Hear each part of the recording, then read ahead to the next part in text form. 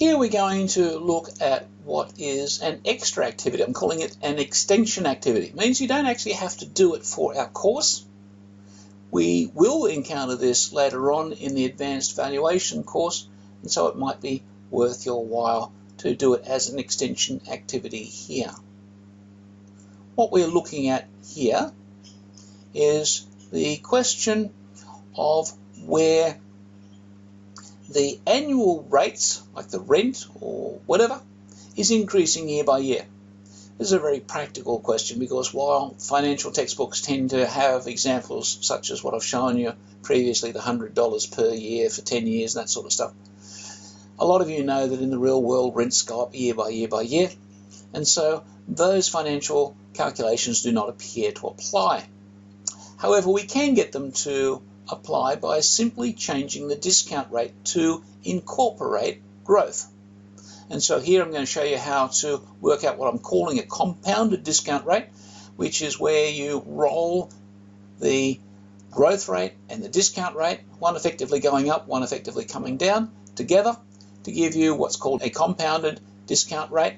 And then we use that for the same calculations, and we find that we then have accommodated the fact of growth.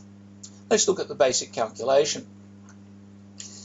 The algebra, if you like, is shown in this box here, and all we're going to do in this slide is merely apply it. We're going to put it into this cell. And so the Excel equation looks a little bit awkward, but it's worth doing it yourself.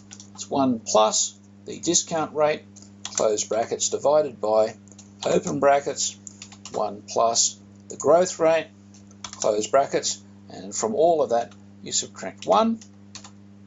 And so it means that if you've got a discount rate of 13%, however you've got a growth environment of 3%, you've actually got an effective discount rate, a compounded discount rate of 9.71%.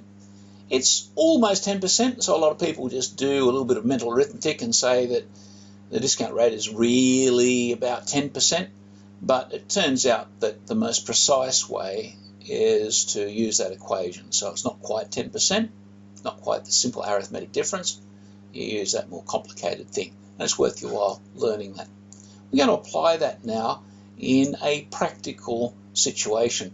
We're going to look at a situation where I've got rent of $100,000 per annum coming in. I might have an industrial unit or an office space or something which is earning me $100,000 per year, and that's anticipated to grow at 2.5% per annum, which is fairly typical of many markets over the last generation or so.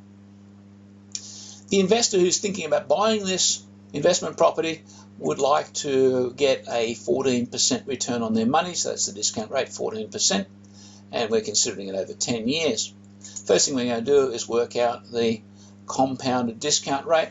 Now you'll find that's simply doing what was on the last exercise, and so it's applying this equation which I've written here in red to give you a little tiny bit of a hint. I'm actually not going to do this equation. I'm going to get you to do it yourselves because I think you're capable of it, and this is an extension activity. This is an activity for those of you who want to do a bit of extra work, want to get a little bit deeper into it, maybe see themselves as having an interest in mathematics and this advanced approach to property analysis. And so I don't really want to hand feed you all the way through. You might find it frustrating. You came to university, not to TAFE. So I'm going to leave that to you to work out that equation. That's not hard, is it?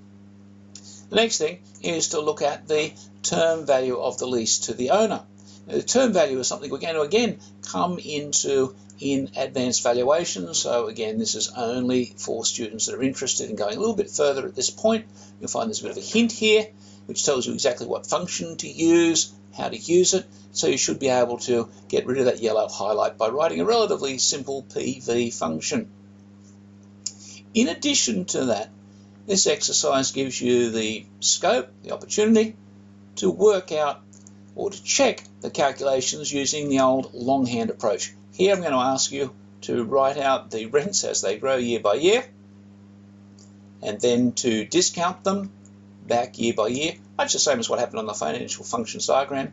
And hopefully when you sum them down here, you should end up with the same number as we got up in cell E15. And that gives you a nice satisfying check, as well as getting rid of the yellow highlights.